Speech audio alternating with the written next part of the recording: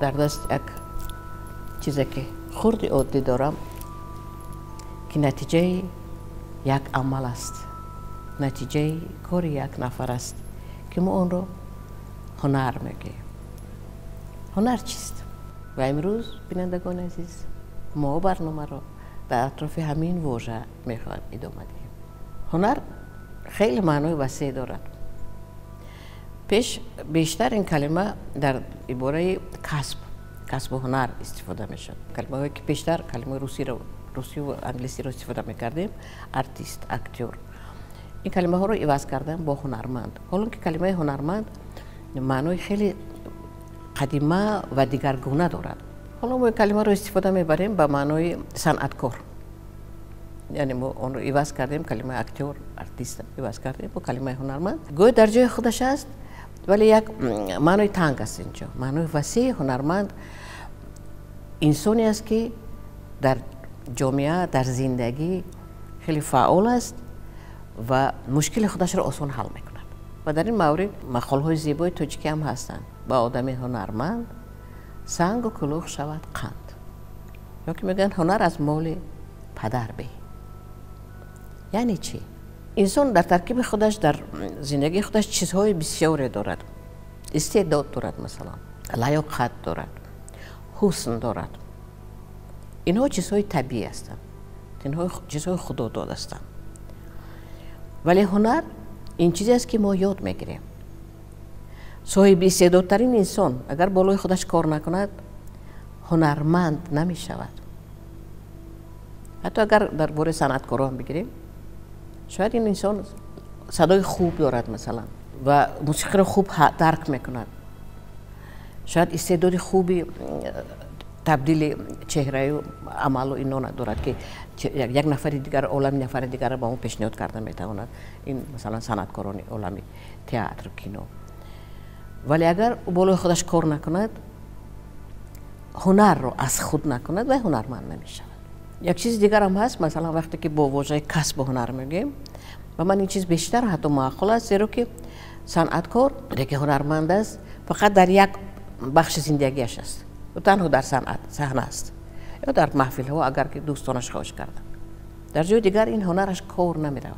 ولی اون هنرهایی که دستی هستند، آدم هر روز با اون سر و کار دارد، از پشت اون نان میخورد، اینها چیزهایی هستند که از نگاه اگر تاثیر روانی بگیریم، از اون استعدادها و اون چیزهایی که در صحنه ها پیشکش کرده میشوند تاثیر بیشتر دارند بر روان انسان. میگن دست اگر با کار پیوند است، دل آسوده است. و با کار کدام دست پیوند است؟ اونی که کار کرده میتواند. یک نفر مثلا اگر هنر بانوار رو گیریم، یک نفر گلدوزی کرده میتواند، یک نفر سر ماشین درز دوخته میتواند، یک کس با درفشکا یک چیز میبافد. اینها کار هستند که همیشه در همه جا کرده میتوانید، هنگامی صحبت کرده میتوانید. شما یک چیز حاصل میکنید، استحصال میکنید، همزمان شما صحبتتان هم کنده نمیشوید. این استحصال شما میتواند عصب شما آرام کند، میتواند به کسی تحفه شود و میتواند یک بردنان برای شما بیاره. برای همین میگن که دست اگر با کار پیوند است، دل آسوده است. و علم روانشناسی یک چیز میگن، سنسورهای تکنیک میگن که همون عملهایی که انسان با جسمش میکند عصبش رو آرام میکند. اصلا جسم انسان از عصبش جدا نیست. دو چیز به هم آمیخته هستیم. انسان اصلا یک چیز خیلی مرکب است. اگر جستجو کنید چیزهای زیادی پیدا میکنید، ولی جسم و روان از هم جدا نیستن. آدم اگر روانش ناتنج باشد، ناآسوده باشد، آدمی که کار دستی کرده میتواند واقعا در رفت این عمل تا اندازه عصبش آرام میشود. شاید برای او داروها هم لازم نباشند. و اگر اهمیت داده باشد، اکثر آدمانی که با هنرها مشغولند، اینها نسبتاً آسوده خاطر هستند. زندگی هیچ کس رو به حال خودش نمیماند. همه ما یک مشکلات ها، یک امتحان های شدیدی داریم که از آن میگذریم. ولی آدمی که عصبش را توسط هنر آرام کرده میتواند، شاید با تو روانشناس هم لازم نشود.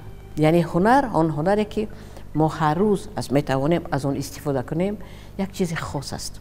اگر از نگاه روانشناسی بگیریم، ببینید یک چیز است، مثلا زمانی می شود که همه کسب‌هایی که داشتیم ما، مثلا من امروز اینجا صحبت میکنم با شما، اگر این رو کسب برندگی بگیم، زمانی می شود که معلمان بیکار میمونن یا که مزد ندارن، زمان می شود دکترها بیکار میمونن یا که کار هست ولی مزد نیست. نسل ما این چیز رو پس سر کرد. یک زمانی که ناتیجه ها بود، همه کسب‌ها ارزش خود رو گم کردن، اونها دیگر درآمد نمی آوردن و آدمانی که هنر داشتن اونها آسان‌تر از همون مشکلات بیرون برآمدن.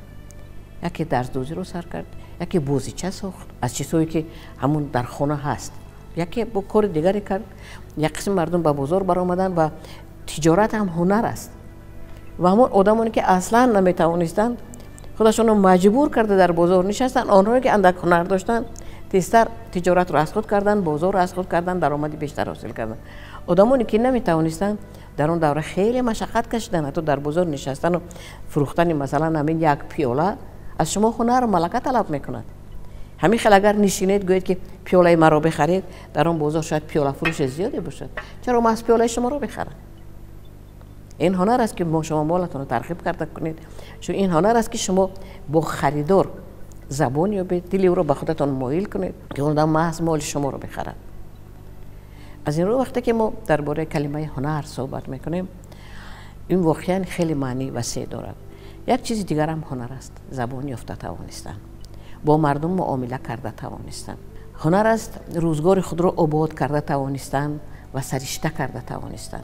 نفری هست درآمد زیاد دارد ولی اون چیزها جابجا نمیشوند و در اسراف میشوند، در جای اسراف میشود، در جایی هست که پیش از مهلت آنها از کار ناشایان میشوند و این هم بی‌هنری است. بی‌هنری آن مرد یا بی‌هنری آن زنی که در آن جا زندگی میکند. و هنر آن چیزی است که ما باید نه تنها خودمون یاد بگیریم و هنرمندی رو به نسل‌های آینده، به فرزندان خودمون بدهیم.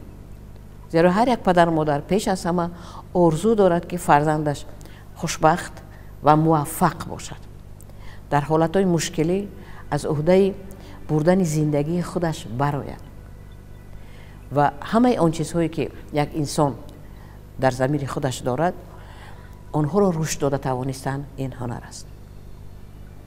اگر شما استعداد دارید، بالا استعداد کار کنید و آن را به هنر تبدیل بدهید. اگر شما استعداد ندارید در این یا آن مسئله، پس استعداد خودتان را اگر نشناخته باشید کشف کنید. به نزد یک آموزگار خوب روید، به نزد یک روانشناس بروید.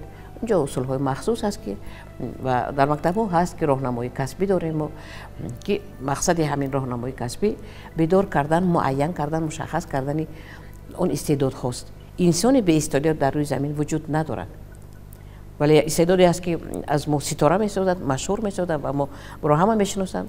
ولی استعداد دیگری هست که شما روزگار آسوده و آرام و تنج می‌گذرانید. شاید شما را غیر از اهل عائله و خویشتبارتون کس دیگری نشناسد، ولی شما استعداد خیلی بزرگ دارید. شما خوشبختید، شما آسوده هستید. نه همه شهرتیارها خوشبخت هستند، نه همه ثروتمندها آسوده هستند، ولی انسانی است که از اینها چیز زیاد ندارد، ثروت زیاد ندارد و او را غیر از مردم ده هست دیگر شاید کسی دیگر نشناسد، ولی روزگار آسوده دارد. این هم هنر است. از این رو وقتی که ما درباره روزگار آسوده، درباره سعادت، درباره کامیابی ها آرزو میکنیم، نیت ها میکنیم، خواهش داریم، با خدای خودمون، با استادان خودمون صحبت میکنیم، فراموش نکنید که یکی از اصول ها، یکی از بهترین راه های رسیدن به این مقصد ها، به این زینه ها، انا همین هنر است. هنر آموز که از هنرمندی در کشایی کنی، نه در بندی. واقعا اگر که ما سر این چیز اندیشه برانیم، اگر ما درباره چی بودن هنر، ارزش هنر، فکری بیدار و هوشیاری داشته باشیم، گمان میکنم که موفق شدن ما کار مشکل نمیشود. این بود یک صحبت کوتاه اطراف یک موضوعی گو زبان زده، گویا موضوعی که چندان روشن نیست، با نام هنر. آباد باشید، هنرمند باشید، استعدادهای خود را کشف کنید و از آن بسازید یک دردانه زیبای با نام هنر که آن شما را در زندگیتون اون چیزهایی که میخواهید توسط هنرتان به دست بیارید. در آخر یک چیز دیگر را میخوام بگویم، میگن هر که نان از هنر خویش خورد منت خاتم تایی نبرد. یعنی می هنر شما رو سربلند هم میکند، موفق هم میکند، صاحب آبرو هم میکند. هر چیزی که میخواهید از پشت هنر خودتان دریابید. آباد باشید تا صحبت دیگر در تلویزیون سفینه.